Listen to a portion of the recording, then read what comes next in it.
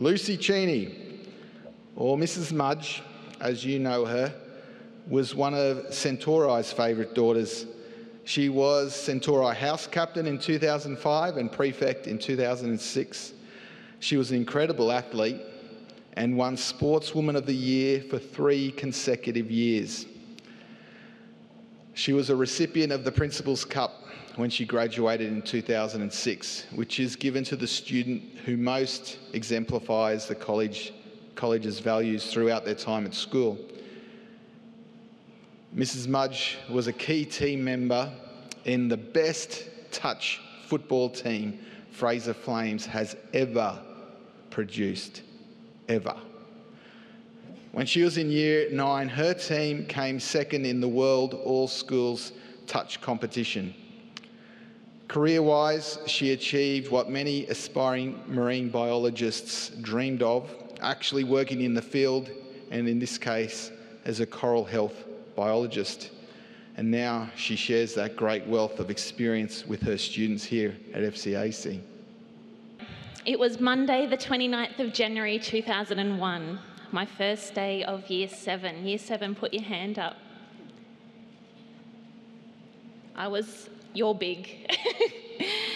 I donned the long tartan dress and met my buddy Lucille Cathcart, Mila's mum, who joined us this year in Year 7, on the college green. She's a friend I still occasionally see today. How cool was it to go to a school where the cooking teacher's name was Mrs. Baker? The groundsmen were Mr. Forrest and Mr. Green. And Mrs. Jarvis, her cure for everything was a warm hug in the Coman building. Mr. Wright was a Year 4 teacher and the king of bin ball. Jenna Tyler was in Year 9, 2 years above me, and good mates with my sister Sam. Miss Butler and Jasper were in prep, rocking the FCAC Legionnaires hat. And Mr. Biden, he was running amok at St. Patrick's in Bundy. Mrs. Oatley, she was only 3. She was keeping Mr. Fuller on his toes when he wasn't in the classroom beside me as the other Year 7 teacher in Jacaranda. None of us knew we would all be here together one day, 25 to 30 years later. 24 years ago, FCAC was out of town. We were at the back of this small coastal town and there was only one set of lights. It was set amongst cane fields and farmland, and Doolong Road actually ended at Chapel Road. Back then, Chapel Road was rubble, and the only people who used it were us, on foot, under the watchful eye of Mr. Kay and Mr. Bissett as we trained for cross-country on a Wednesday morning. After bringing my deadly treadly into school early in 2001 for Mr. Ginn to inspect, after being interviewed by him about bike safety and assuring him I would ride to the road rules and I would ride in my correct school uniform at all times, he issued me my bike licence, which allowed me to pedal up and down Doolong South Road for 6 years. At the gate, some of you here might remember we were met by Mr. Swain, the caretaker who lived in the college cottage out the back. He emerged every single morning in a pressed suit and was at the ready with shoe polish for those of us who dared to come with scuffed shoes. My friends and I were totally mad about sport for all of our years here. Ladies touch on a Monday night, or the Wide Bay All-School Champs in Bundy. Sign us up. Let's show those Bundy High girls what we've got. Netball on a Saturday, or go to the Gold Coast in the Quizzin team. Sure, we'll give it a crack. Soccer on Friday nights. I'm sure we'll go all right at that as well. Or even to play AFL against the toughest girls from the local high school down the road. Give us a jersey. What could possibly go wrong? My friends and I were equally dedicated to our studies. Maths tutoring with Mr. Black on a Tuesday. We were there. Senior chemistry, although it sounded really tough, we did it. Mrs. Nichols has a real genuine craft in teaching. Marine Studies with Lynchy, my absolute favourite. These days, just replace Lynchy with Perco, and it's still a subject here with us. Don't get me wrong, we were a little mischievous as well.